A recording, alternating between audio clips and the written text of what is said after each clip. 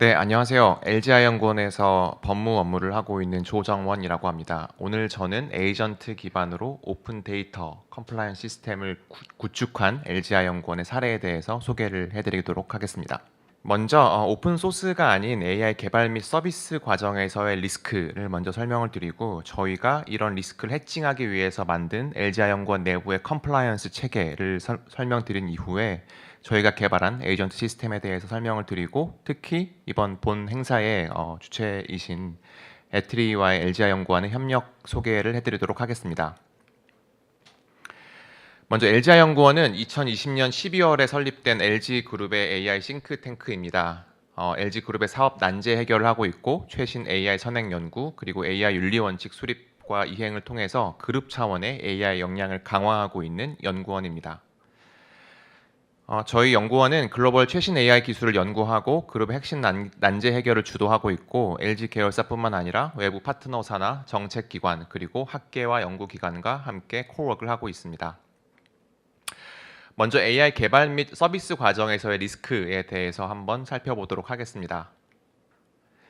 소스 코드를 가지고 그 소프트웨어를 만드는 것과는 조금 달리 AI 학습 과정에서는 저작권법상 많은 불법 행위가 일어날 여지가 있습니다. 가령 그 저작물이 복제가 되고, 그리고 또 2차적 저작물이 만들어지는 과정인데요.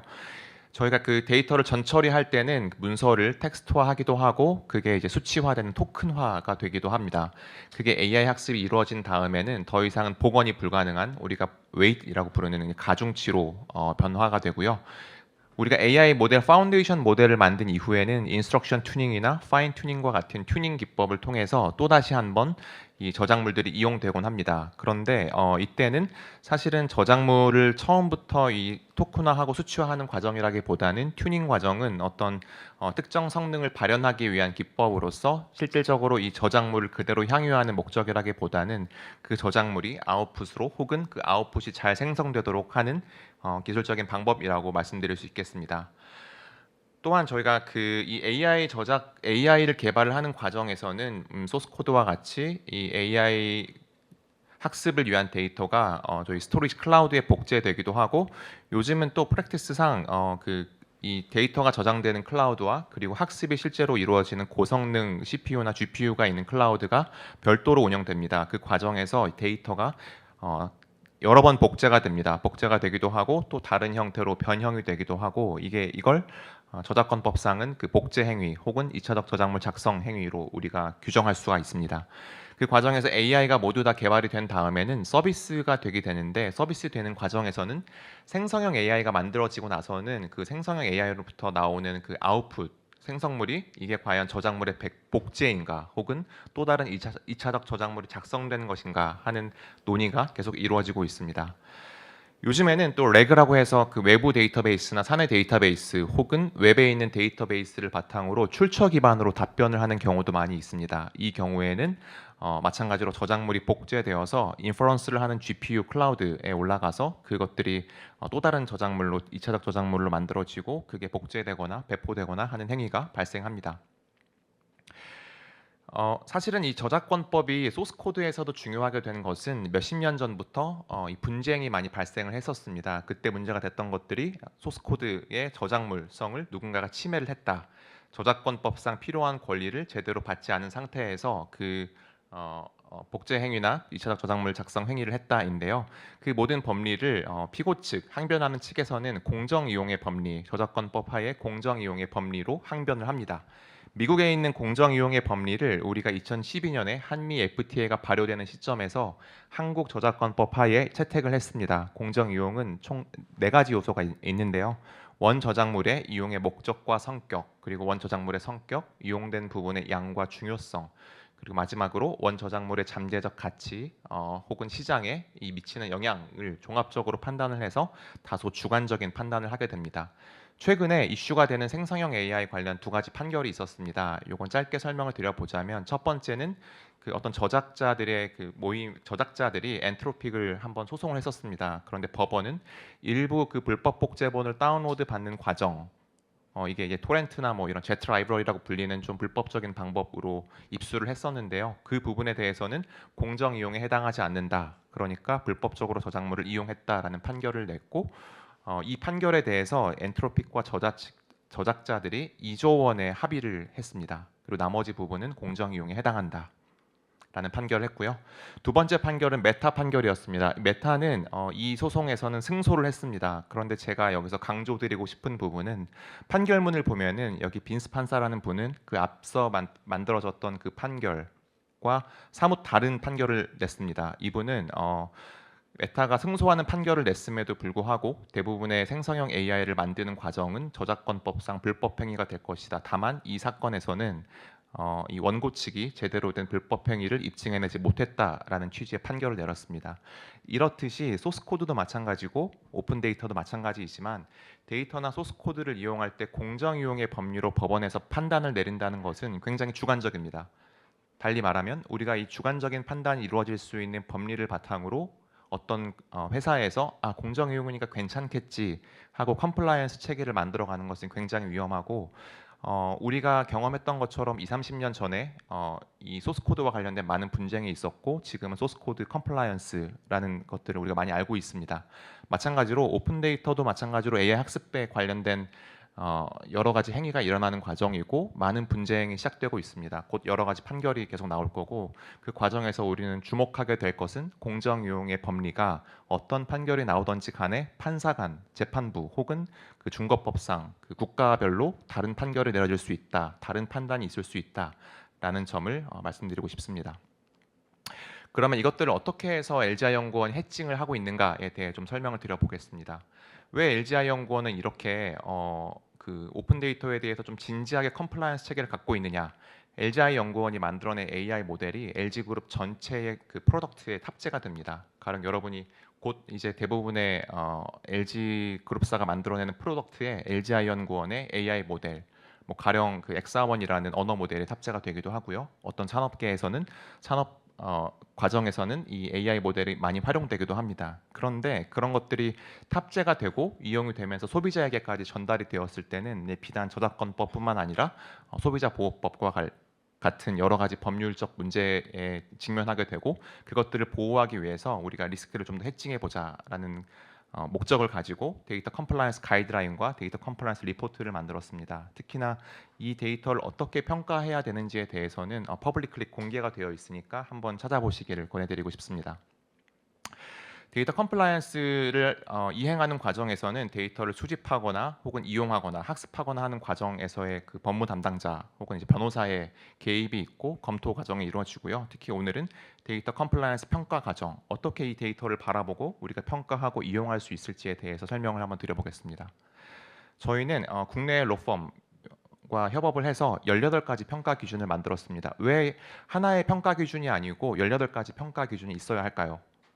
네, 소스 코드와 달리 데이터 같은 경우는 앞서 말씀드렸던 것처럼 좀 더 많은 행위가 발생하기도 하고 소스 코드에는 개인 정보가 포함되어 있지도 않습니다. 그러나 오픈 데이터는 사실 인간이 만들어낸 대부분의 저작물을 모두 포함하고 있고 비단 저작권법뿐만 아니라 우리가 고려해야 되는 여러 가지 법리적인 리스크들이 존재를 합니다. 그래서 국내 로펌에 대략 한 35명 이상의 변호사분들이 이 체계를 만드는 데 참여를 하셨고 데이터 라이센스 항목이나 데이터 사용 기간 및 지역 관련 항목 그리고 개인정보 및 데이터 보안 관련 항목 추가적인 법적 리스크가 있는지에 대해서 18가지 평가 항목을 가지고 평가를 합니다. 이렇게 평가된 평가 항목은 저희가 변호사들이 모여서 또 다시 수십 명의 변호사가 모여서 각각의 평가 항목에 어떤 가중치를 둘 것인가를 판단을 해서 하나의 점수로 만듭니다. 이렇게 만들어진 점수를 저희가 분류를 해서요. 뭐 A 클래스, B 클래스, C 클래스 이런 식으로 부르고 있고 그 클래스에 따라서 이거는 상업적으로 이용이 가능한 수준의 데이터다. 혹은 이거는 리스크가 좀 있는 데이터다. 이렇게 관리를 하고 있습니다. 소스코드와 달리 데이터는 생각보다 여러분들이 가지고 계신 데이터가 법적으로 완전한 데이터가 거의 없습니다. 네, 소스코드에 비해서는 굉장히 없고 우리가 오픈 소스로 얘기를 하는데 그 오픈 소스로 많이 이용을 하면서 소프트웨어를 개발을 해왔고 그에 대한 인식이 사실은 오픈 데이터도 비슷한 법리적인 해석을 하면 되겠지라고 많이 판단을 하는데 뒤에서 설명드릴 것처럼 훨씬 더 많은 리스크가 있습니다. 이를 바탕으로 판단되는 데이터와 AI 모델의 리스크에 대해서 저희 AI 연구원 내부의 연구자분들은 이런 AI 컴플라이언스 리포트를 받아보게 되고 법적인 리스크를 바탕으로 이 AI 모델을 어디까지 공개할지 어떻게 이용할지에 대한 판단을 하고 있습니다. 그런데 문제가 있습니다. 과연 이 데이터를 변호사들이 모두 다 검토를 할 수 있는가? 그래서 저희가 에이전트 AI를 개발을 했습니다. 현대 AI 학습 데이터는 오픈 소스 코드보다 훨씬 더 복잡합니다. 우리가 소스 코드의 경우엔 디펜던시라고 불리는 종속된 그 코드들이 많이 있는데요. 데이터의 경우에는 컴필레이션 셋이 엄청나게 많이 있습니다. 가령 저희 연구를 통해서 데이터를 3612개 정도 추적을 해보니 어떤 데이터는 총 16번 정도 재배포가 되었습니다. 재배포가 되었다는 얘기는 어떤 개발자가 데이터를 한번 올린 후에 또 다른 개발자가 그걸 다운받고 또다시 또 컴필레이션 셋을 만들고 16번의 또 다른 사람들의 손을 거쳤다는 의미입니다. 그리고 어떤 데이터셋은 총 1600개가 넘는 원천 소스가 있었습니다. 그래서 사실은 개발자분들이 사용하시는 데이터가 이게 대체 어디서 온 데이터인지, 이게 그 아까 설명드렸던 엔트로픽 사건처럼 어떤 그냥 도서들을 그냥 스캔한 불법적으로 유통되는 도서인지, 혹은 소송의 직면에 있는 뉴스 기사, 뉴욕타임즈 같은 그런 기사인지 알 방법이 없다는 얘기와 같습니다. 앞서 말씀드렸던 것처럼 그 데이터 컴플라이언스 프레임워크를 저희가 가지고 있고, 그걸 바탕으로 데이터를 검토하려면 매번 이 소스가 배포되는 매번 시점마다 법적으로 어떤 배포 행위가 이루어졌는지, 어떤 복제 행위가 이루어졌는지를 모두 다 검토를 해야 됩니다. 그러면 과연 이걸 변호사가 1691개의 소스 데이터를 가지고 있고 16번 넘게 재배포된 데이터들을 추적할 수 있는가는 사실상 불가능에 가깝습니다. 실제로 저희가 요거를 도전을 해봤고, 그 저희 사내 변호사, 저를 포함한 사내 변호사가 요거를 검토를 할 때 굉장히 많은 리소스가 있었고 사실상 불가능하다, 이렇게 판단을 내렸었습니다. 그래서 저희가 에이전트 AI로 요 어려움을 한번 이겨내보자. 그래서 익스퍼트들이 하는 업무를 좀 더 편하게 해보자라고 해서 에이전트 AI를 만들었습니다. 에이전트 AI를 만드는 과정은 저희 그 LLM 모델인 엑사원 넥서스 3.5 32빌리언의 파라미터를 가진 모델을 기반으로 개발이 되었고요. 총 3가지 모델인 QA 모듈, 내비게이션 모듈, 스코어링 모듈, 이렇게 3가지 모델이 있습니다. 그래서 이 모델들이 유기적으로 연결되어서 웹사이트에 URL만 입력하면 거기서부터 시작해서 모든 데이터들을 다 추적하고, 추적하는 과정에서 어디에 데이터 소스가 있고 어디에 라이센스가 있는지 웹사이트를 샅샅이 뒤집니다. 비단 허깅 페이스나 깃덥 같은 여러분들이 쉽게 찾으실 수 있는 오픈 데이터가 있는 레포지토리뿐만 아니라 구글 서치를 이용하기도 하고, 웹상에 존재하는 대부분의 리소스를 찾기 위해서 에이전트가 작동합니다.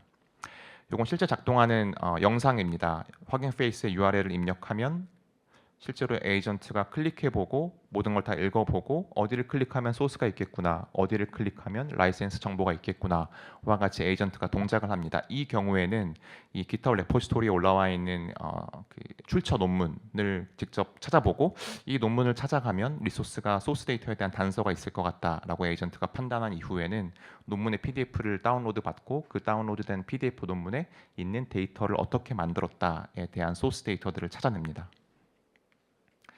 이런 식으로 검토를 해보면 저희가 울트라 피드백이라는 데이터를 바탕으로 예시로 한번 설명을 드려보겠습니다. 울트라 피드백이라는 데이터는 사실은 MIT라는 라이센스로 배포가 되었습니다.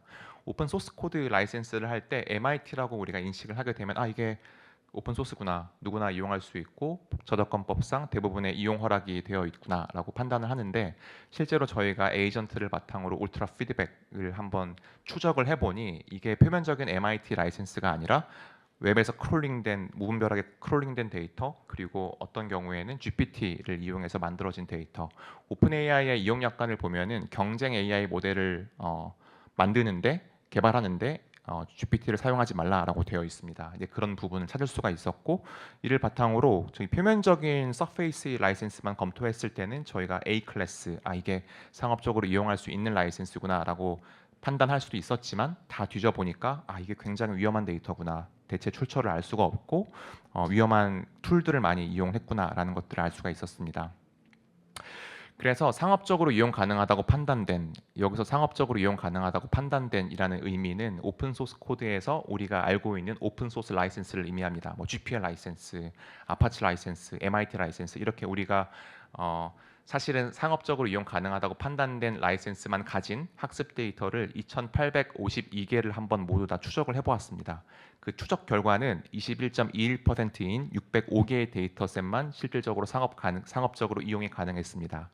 그렇다는 말은 만약에 허깅 페이스나 깃허브나 혹은 케글 같은 오픈 데이터 셋들을 제공하는 레포지토리 플랫폼에서 여러분이 데이터 셋을 받고 AI를 학습하는 과정에서 거기에 라이센스가 있더라, 뭐 CC BY 4.0이더라, MIT더라 라고 판단한 이후에 이 데이터를 사용하는 경우에는 80% 정도는 잘못된 판단을 할 수 있다는 의미이고, 사실상 서페이스 레벨에서의 그 데이터셋 라이센스를 검토하는 것은 무용하다고 말씀드릴 수가 있겠습니다. 저희가 그래서 이 엑사원 넥서스라는 서비스를 개발을 한 이후에 법무법인 변호사 5분을 30시간씩 각각 훈련을 시키고, 그리고 저희 엑사원 넥서스와 함께 대결을 붙여봤습니다.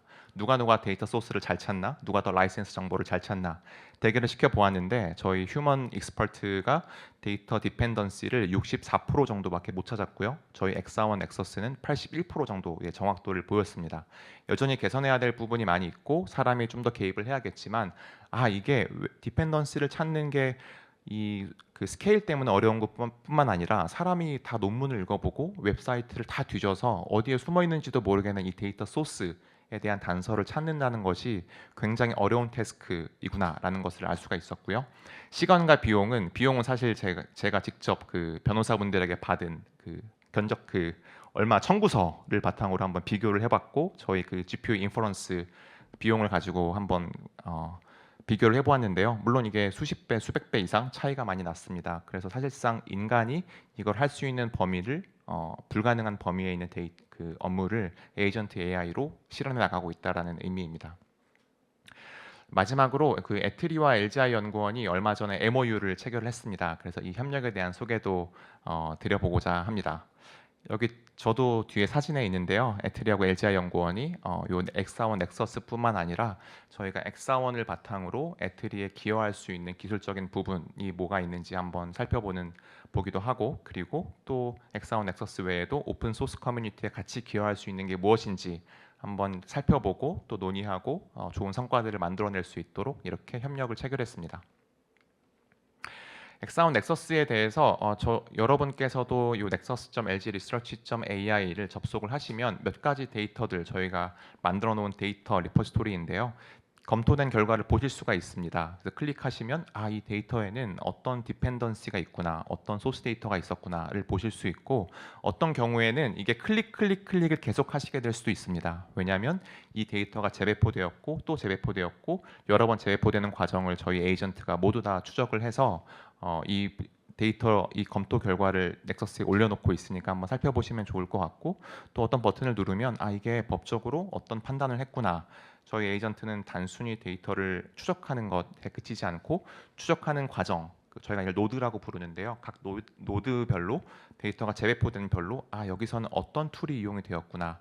이게 GPT가 이용이 되었네. 나는 지금 오픈 AI와 경쟁할 수도 있는 AI 모델을 만들어야 하는데 이거 GPT로 재생산된 데이터네 라는 것들까지 다 살펴볼 수 있고, 법적인 리스크를 모두 인식을 합니다. 그래서 저희가 이 부분들을 공개를 하고 있으니 이 사이트에서 한번 살펴보시면 많은 참고가 되실 것 같습니다.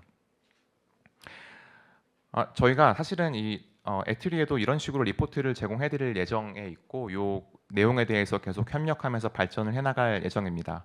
이거는 에이전트 AI가 모든 데이터들에 대해 추적을 하고 평가를 한 이후에 변호사가 한 번 더 검토를 한 과정입니다. 아까 말씀드렸던 것처럼 에이전트 AI가 변호사보다는 훨씬 더 높은 정확도와 속도 그리고 스케일을 구현을 했지만, 여전히 사람이라면 되게 쉽게 찾을 수 있는 건데 에이전트가 혹시 못 찾지 않을까, 뭐 이런 것들을 좀 보완하기 위해서 저희가 실제로 이걸 업무의 프로세스에 적용하는 과정에서는, 특히 LGI 연구원 내부에서는 에이전트 AI가 찾아낸 기술과 결과물만 믿는 것이 아니고 추가적으로 사람이 개입해서 이 결과물이 맞다, 틀리다, 혹은 보완점이 있다 라는 것들까지 검토가 끝난 이후에 이런 식으로 좀 포괄적이고 완벽한 리포트를 만들어가고 있습니다. 네, 이거는 저희 내부적으로 또 개발하고 있는데요. 엑사원 넥서스라는 이름을 사용하게 된 이유는 전 세계 인류에 존재하는 모든 데이터들을 우리가 한번 다 연결해 보자. 그 연결을 해서 얻게 된 첫 인사이트는 법적인 리스크를 찾아보자이고요. 저희가 이 모든 데이터에 대한 연결성을 다 추적하고 이렇게 노드와 노드들을 모두 다 연결하고 오픈 소스 커뮤니티에 기여를 하게 되면은 여러분이 데이터를 이용하실 때 조금 더 안전하게 이용하실 수도 있고, 이 데이터는 어디서 왔구나, 비단 벤치마크에 도움이 된다라는 어떤 좋아요, 데이터셋에 대한 좋아요로 이 데이터를 이용하는 것뿐만 아니라, 내가 어떤 수학적인 퍼포먼스를 올리고 싶은 목적이 있을 때 진짜 어디서 온 이 수학 문제, 어디서 온 데이터인지를 인지한 상태로 개발을 하게 되면 우리가 좀 더 책임질 수 있고 좀 더 성능이나 아니면 인류에 도움이 되는 AI를 만들어 갈 수 있을 것으로 생각을 하고 있습니다. 이상 발표를 마치겠습니다. 감사합니다.